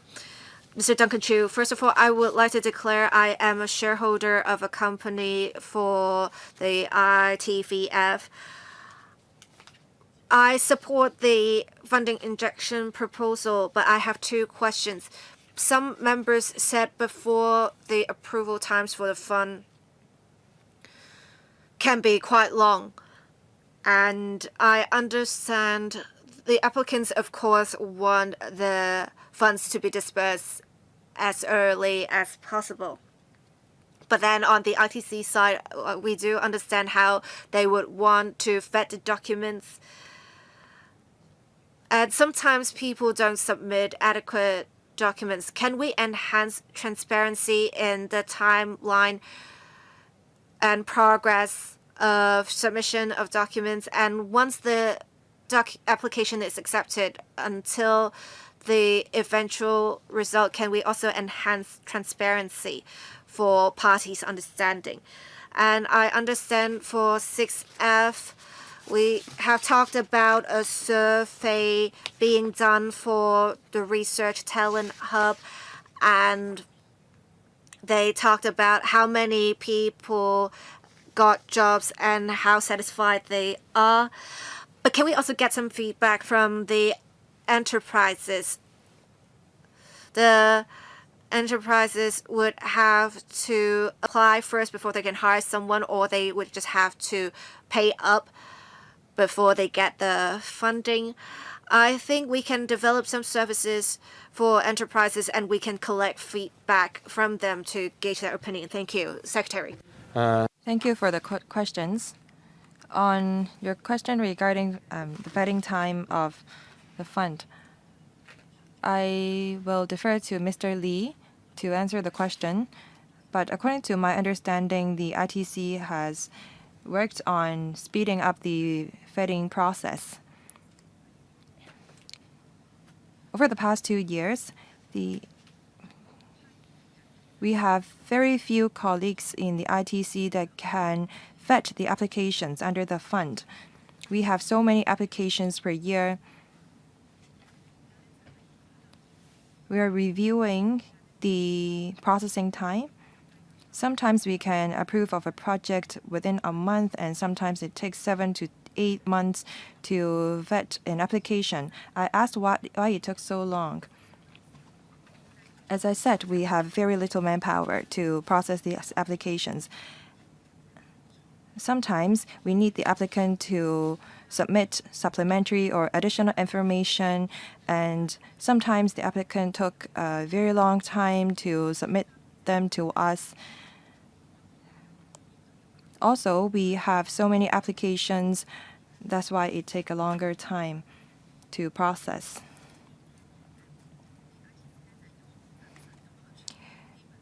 ITC has to be careful in processing the applications, and that contributes to the long processing time as well. I'm not trying to find excuses, but I believe that the ITC will continue to review the process to overcome our challenges in order to speed things up. Thank you.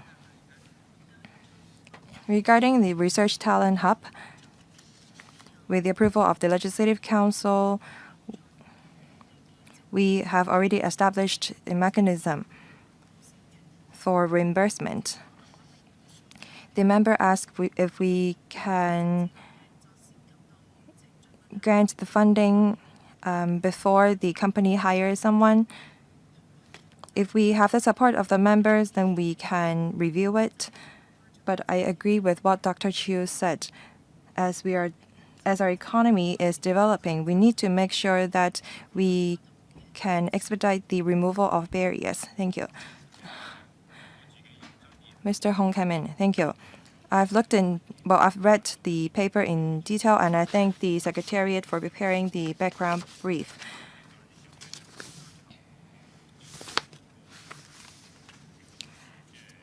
I recognize the contributions made by the ITF and the Secretary to our INT development.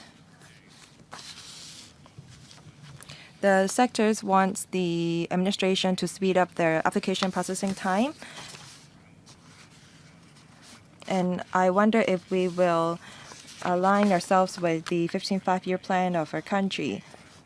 Well, also, when we need to inject funding into the 13 funds that we have, how do we accord different priority when we inject the $4 billion into each and every fund, and how can we make sure that we can realize the effectiveness of our funds so that the members of the public recognize the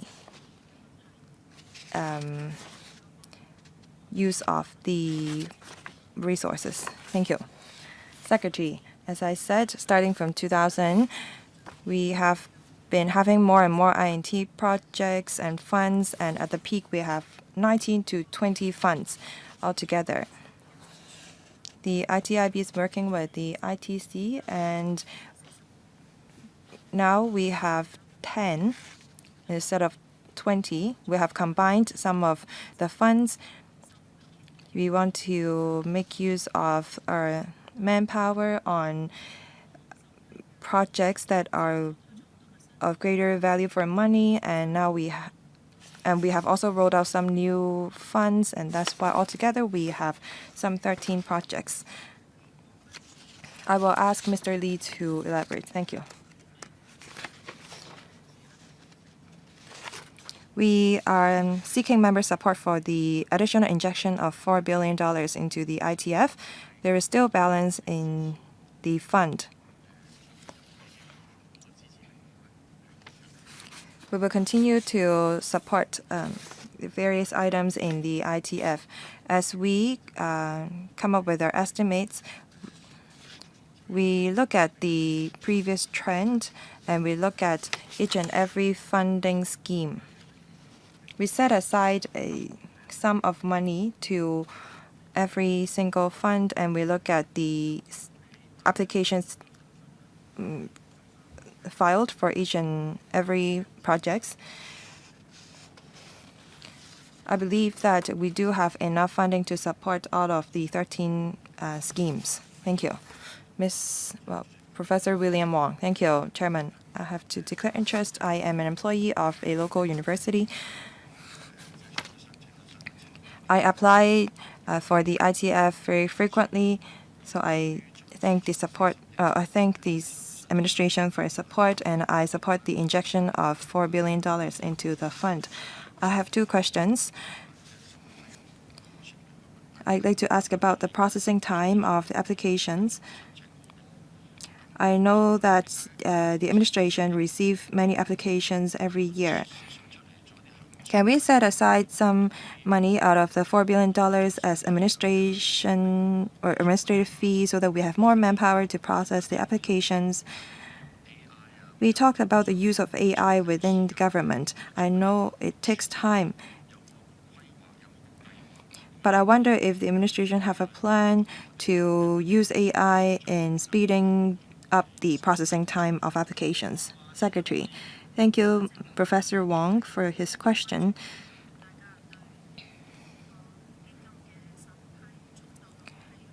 I know that members are concerned about the processing time of the schemes under ITF.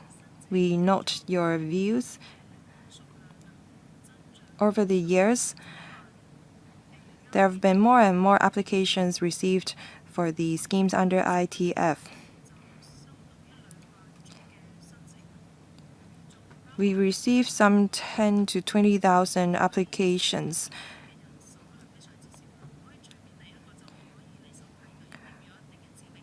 The colleagues responsible for vetting the applications have to be knowledgeable.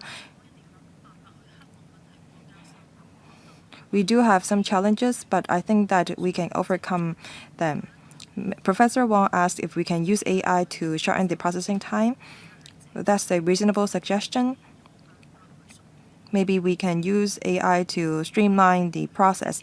The administration will definitely look into the possibility of using AI in assisting the processing of applications. However, we are making use of public money to fund the projects, so we have to be more careful. Thank you. Professor Priscilla Leung. Thank you. I have to declare interest. I teach at the City University of Hong Kong.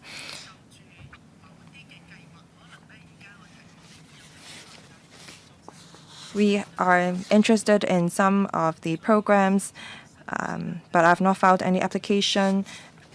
I'm also a person in charge of a certain NGO. One of your highlights is the public sector trial scheme.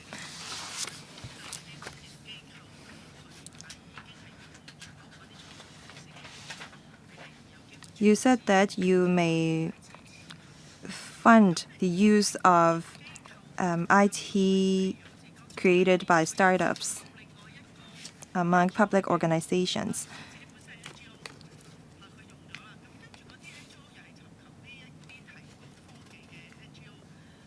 What if an NGO is technology in nature and they seek technology from another NGO that have obtained funding under PSTS? Will they still be eligible? And I understand that you have funded 515 projects at the end of December 2025. Did you fund the entire project, or did you just fund part of the project? Second, I'd like to ask about governance. I fully support the injection of $4 billion into the fund. In education sector, we granted some $18 billion to R&D. If 3 out of the 100 projects funded can become unicorn, then that's considered a win. We need to allow people opportunities to lose. As we support people in their trial, I wonder if the administration have learned from the success of many mainland startups. Have we encouraged any local startups to work with them?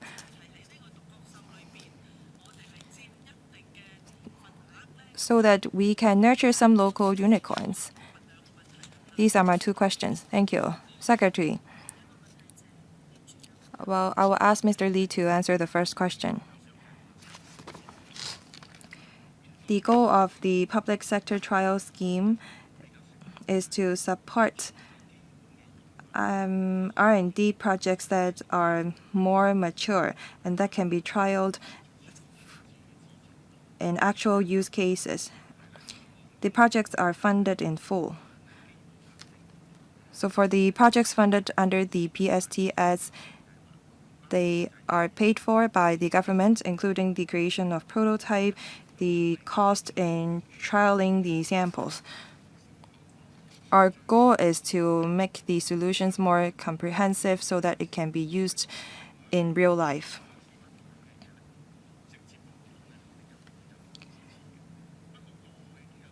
For the case you mentioned, we mostly won't support that, but for drone technology, say anti-fall technology, if the NGOs that have received funding under the scheme for the same technology want to make use of this anti-fall technology on some other scenarios, we may support it. Thank you. Regarding your second question, Professor learn and care about startups. That's one of our key work area as well. We have rolled out many measures to nurture local startups.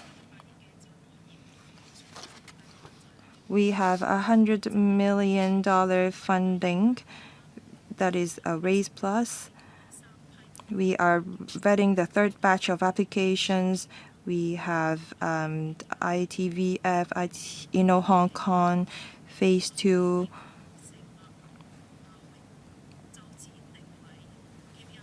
We will set a KPI. Hong Kong incubated 120 enterprises. Many of them have become unicorns. In the future, Science Park, Cyberport, and Hong Kong Shenzhen Science Park, there will be dedicated fund to support startups. The Science Park and ITC have dedicated some $1.1 billion, subtracting some $18.3 billion of investment. How we collaborate with the mainland? Well, the market is very smart. Many startups have hired Putonghua speaking staff.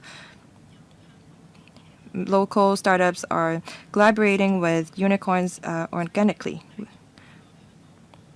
Many young people have been exploring the mainland market.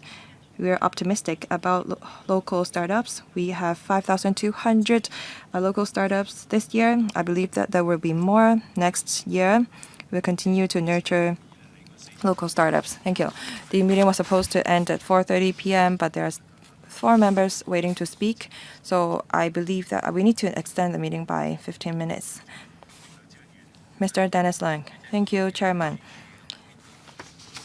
According to the Secretariat's paper, it is said that we have injected some $57.9 billion. As at October last year, we have used $55.1 billion. As you said, in 2025 budget, we are going to inject further of $7 billion. Have we accounted for that here? If not, then we are left with $2.8 billion. Coupled with the $4 billion in question today, we only have $680 billion left. $6.8 billion left. So I hope that the administration will explain how we can better use the fund. Regarding the ITVF, that's an investment project.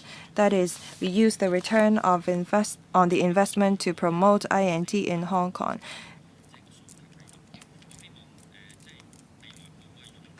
I wonder if we will make use of the same approach to make the fund more sustainable to promote the development of INT in Hong Kong. 谢谢梁议员。 Secretary, I would like to thank Mr. Dennis Leung for his continued support of innovation and technology in Hong Kong. The ITVF will soon have a second edition. It will be even more proactive, and it will also be more active in seeking support from enterprises. I believe the ITC will soon make an announcement. As for whether $4 billion is enough, I will ask the ITC representative to answer this. Thank you. Indeed, we have injected $57.9 billion over the years.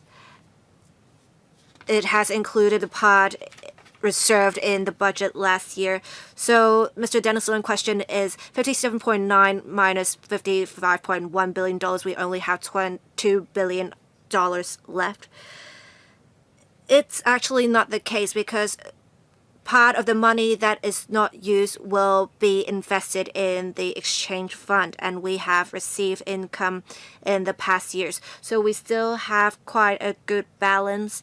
We believe in future with the injection of $4 billion and our existing balance, we will only invest more in innovation and technology. Thank you, Chair. Mr. Mwukit, I would first like to declare I am Director for ASTRI. I am also a board for the Alliance of Innovation, Technology, Education. The organization I serve applied for the support program. I very much support the injection proposal. I can see with the development of the country and Hong Kong in particular, we are continuously moving forward in innovation and technology. I have a suggestion/question about the development of innovation and technology. It's all about building a platform and an ecosystem. And we need for AI, making sure we have the specific computing capabilities. What is the overall plan for infrastructure in computing in Hong Kong? Will the government consider having the ITVF or the industry-oriented fund provide an open computing platform, a cloud computing platform, to provide services at a more competitive cost? I also want to ask about specifically, say, for Sandy Ridge infrastructure, because right now we do not have clear information on the progress. We may not have direct answers today. Secretary, thank you. Chair, to respond to the answers of the questions of the member, AI is a key industry, not just of the country, but the rest of the world. With rapid developments in AI, I think we do not have a late start in planning for infrastructure of computing. At the end of last year, we already reached 5,500 petaflops. And for the ITVF, we already have a $3 billion arrangement supporting AI infrastructure, and we also are supporting the Cyberport's AI Supercomputing Center. We are also planning for new infrastructure. 5,500 petaflops is just the start. the member mentioned the sandy-rich infrastructure. In future, not only in scale but also in quality, we will have enhancements in the capabilities of supercommuting center. We recently conducted tendering and we had a deadline on 31st of December last year. We will soon announce the tendering results so as to expedite the progress of construction of infrastructure facilities. Thank you, Mr. Andrew Yao. Thank you. I would first like to declare Ningnan University, which I serve, and my own enterprise, as well as the Chinese General Chamber of Commerce, also participated in the funds projects. I want to suggest something.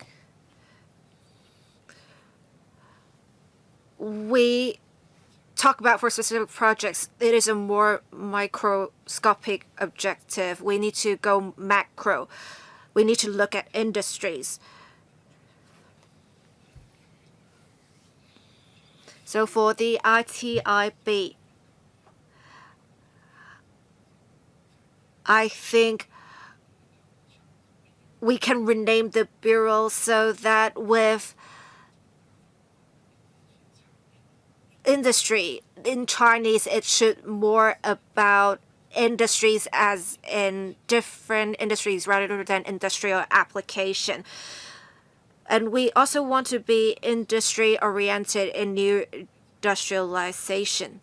We need to consider the experience of different places. For example, in Shanghai, I think they have a structure in their government for the economy and informatization. They have different categories: smart manufacturing, new materials, information, biotechnology, AI, etc. I think we need to take the same approach. Thank you. Thank you, Mr. Andrew Yao, for your suggestion. The name was actually decided before I took office as the secretary of IDIB. Next, with industrial applications in general, it is an important area where we can really see the realization of R&D outcomes.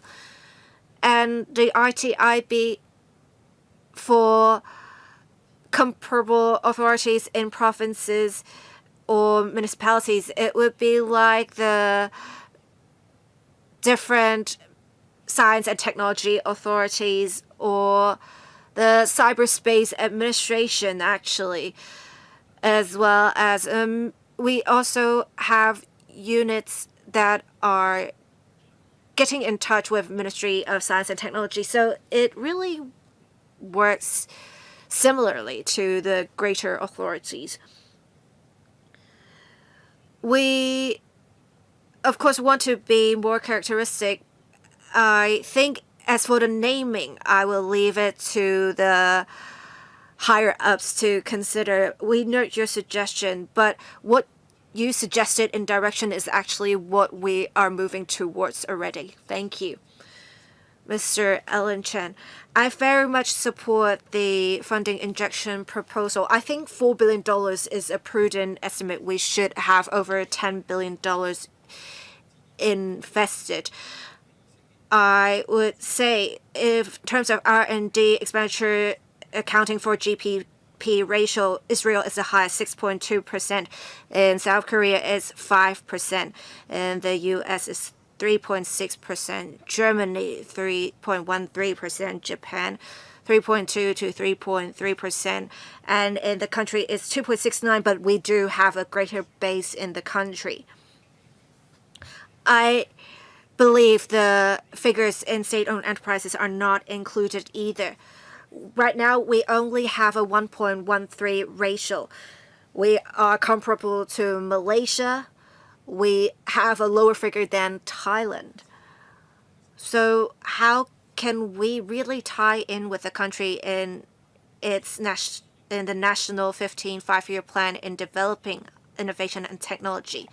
I suggest that we consider our disadvantages. We have a high population density. We have high costs. We are like the Wall Street of the country for Central.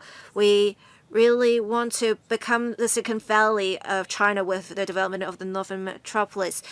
We need to be present in the planning of INT development in the country. I hope in future the Secretary and the Bureau's officers can really support development of the industry so that our youngsters will have bright prospects. The financial services sector only accounts for 7.5% of the labor force, but the INT sector in the future may take up 10%.